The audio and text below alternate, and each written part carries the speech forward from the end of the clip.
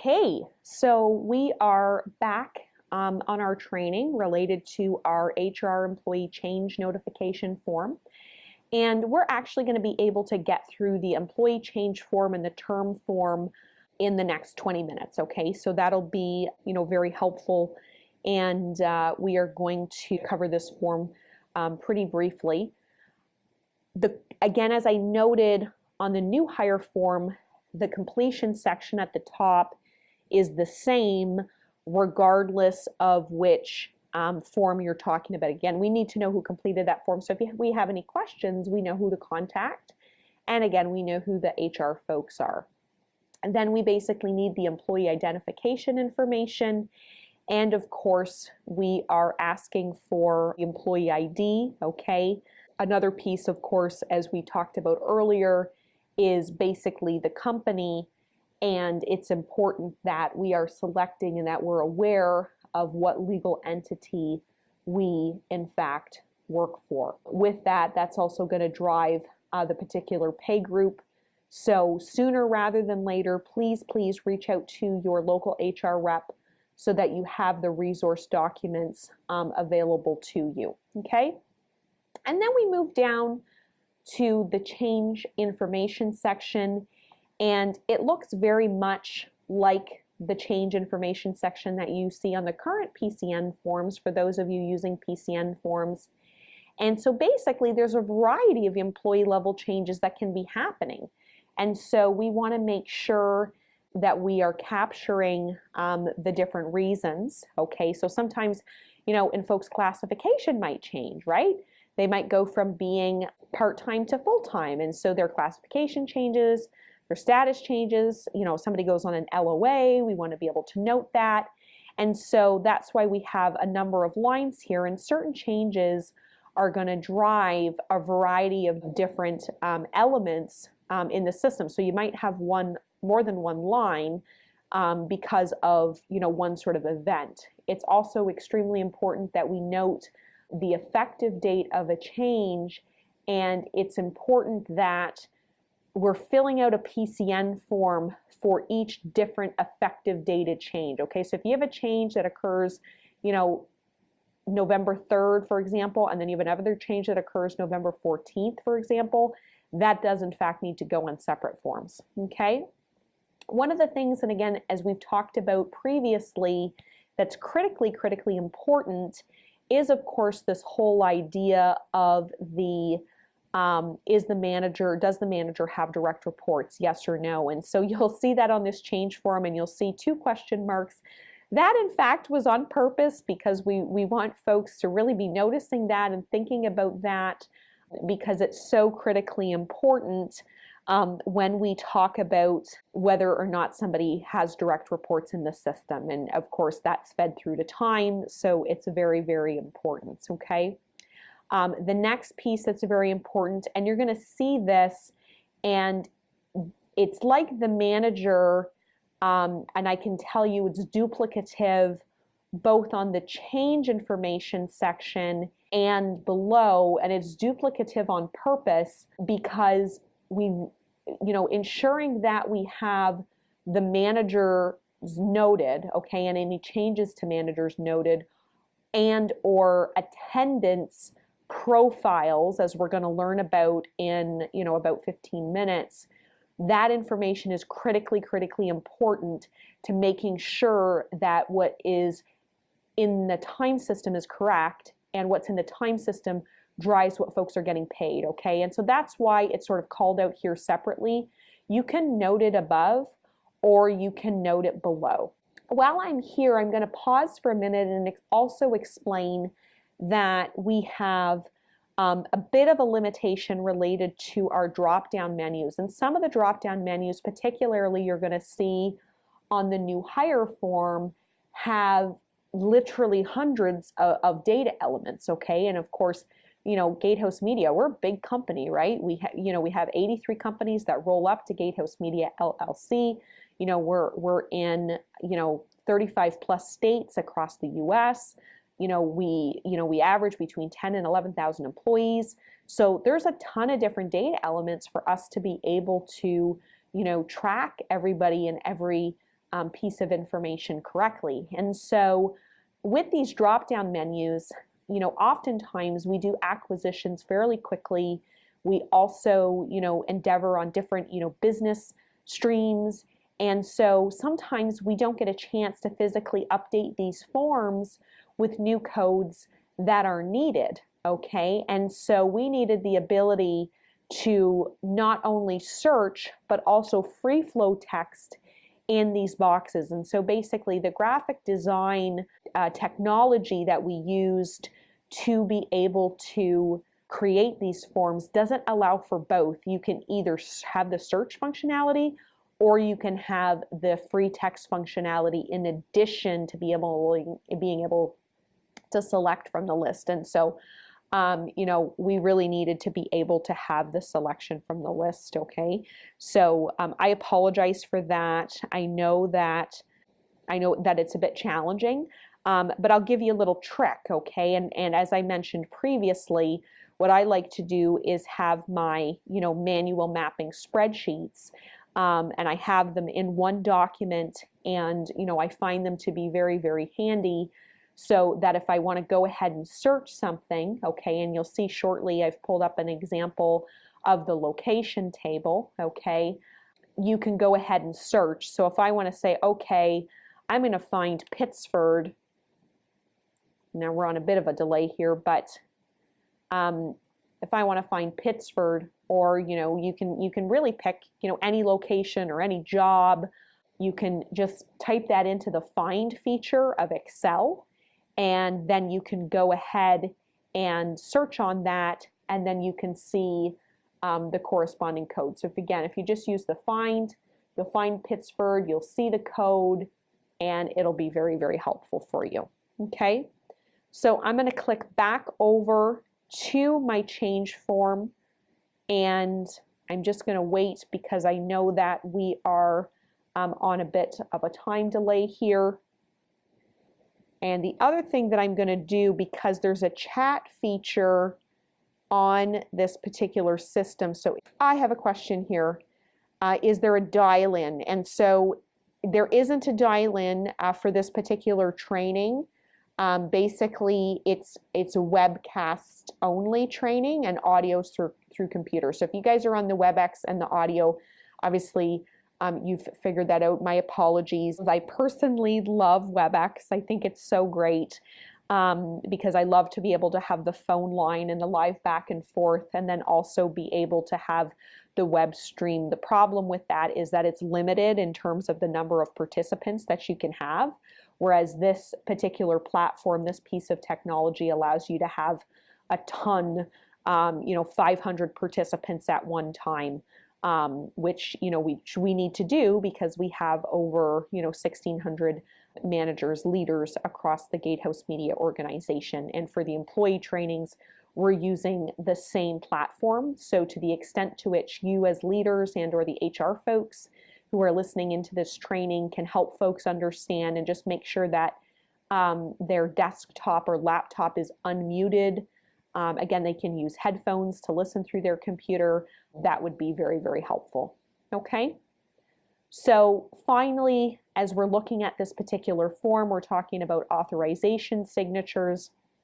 And again, it's very, very important that we are getting the appropriate authorization signatures to ensure that we can enter a change in the system. Okay. The next piece, we're going to pause for a sec because I can see haven't gotten it up yet. There we are. Termination form. So this is the next piece. Of course, we have our termination notification form. Okay. And so again, you're going to see the same information at the top. Who's completing this? And then what are the effective dates? Okay. And then we've got name, and we've got our drop-down menus to take a look at, what's the company, what's the legal entity, what's the reason, because we do want to be capturing data on, why folks are leaving, right? I mean, we don't want our folks to leave. We put a lot of work into recruiting folks. We put a lot of work into training them. And so, if we are capturing data on why folks are leaving, then we can put proactive measures in place to hopefully prevent that turnover from happening. Okay, so to the extent to which we can gather that information, that's very helpful.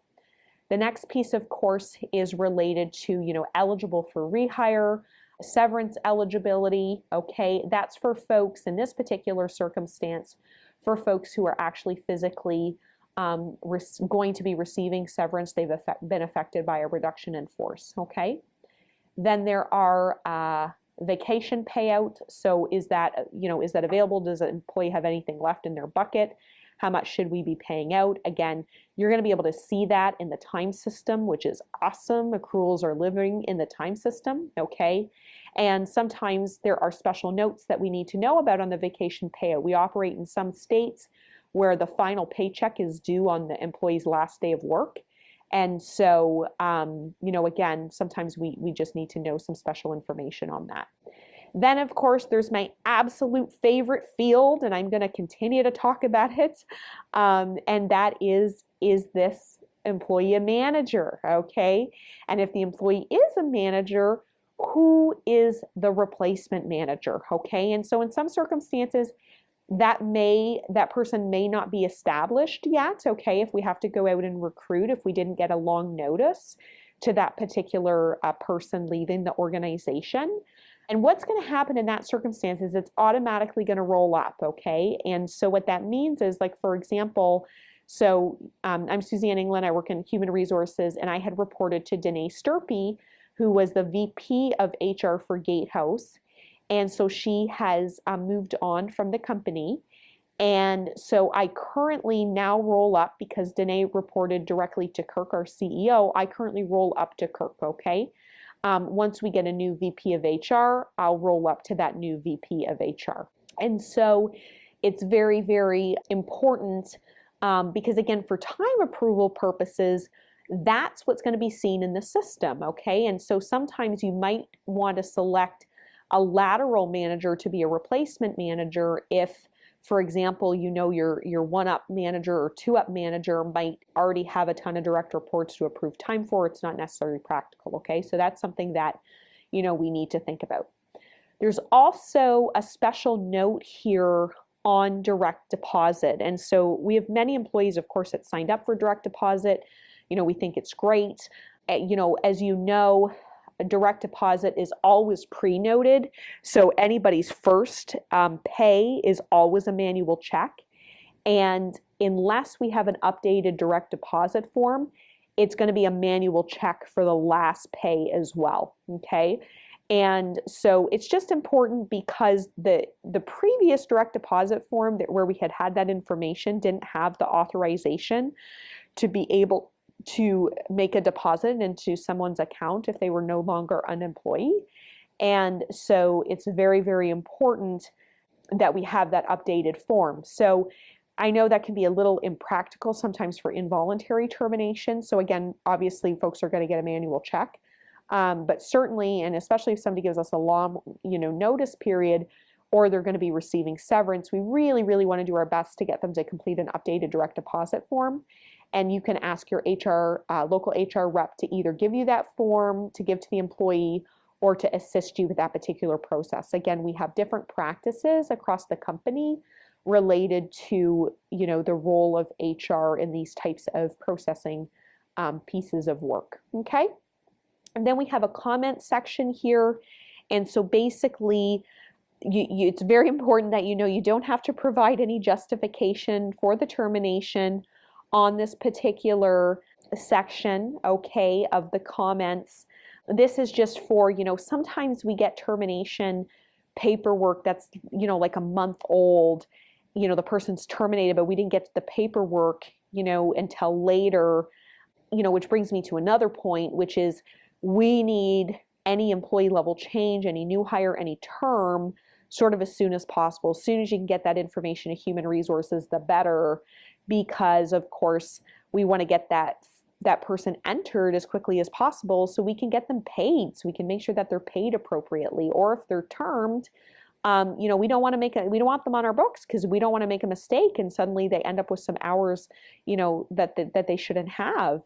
So it's important that we get this information to our regional HR processing administrator sort of as soon as possible.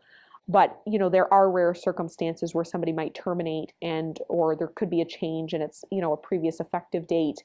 And so there's a comment section here. That's what that's for. Okay, so again, you don't have to provide any information about the term. This is purely related to processing for the actual paperwork purposes. Okay, so that is another piece that's important. And again, please make sure that that you are mindful of that direct deposit information. Okay, so the final piece, of course, with any of our employee level changes is, of course, the authorization signatures. And as we've previously discussed, the authorization signatures are going to be the regional HR director for sure, or vice president of HR for Gatehouse Media New England, and a manager for that particular employee.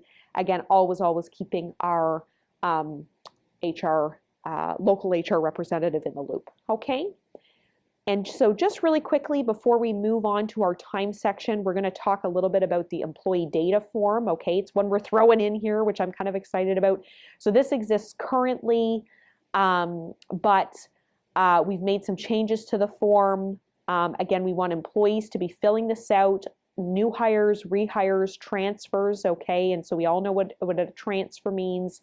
Sometimes folks might be transferring departments, but that's not necessarily what we consider a true transfer. A true transfer is a different pay group or legal entity, okay? And your HR and finance team can really help you work through that, okay? And so we want to make sure that we have folks completing this employee data form in all of those circumstances so that we can really capture and make sure that their data elements are correct, okay? There's a section that we're now going to be gathering related to education, which is fantastic because we're going to be moving to a talent management system effective January 1, 2019, which is great. And so that's going to give us some good data. Okay. And then the final piece, and I talked about a little bit on the new hire form, is related to general deductions. And so general deductions are non-medical or 401k. Those come through as we discuss the interfaces.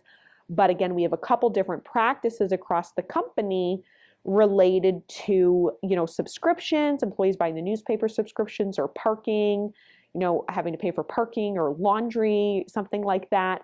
And the employee might know, okay, I want a subscription, so I'm going to put that on my employee data form, or the manager is going to do it if they know that they have a parking, fee, that kind of a thing, or HR rep will know to do that. Okay. So again, the employee data form is very important for all those new hires. So we're going to navigate back to the new hire form, and we're going to move into part 4 of our training, the final section related to time. And I'm going to pause you guys for 1 minute before we get into this training, okay?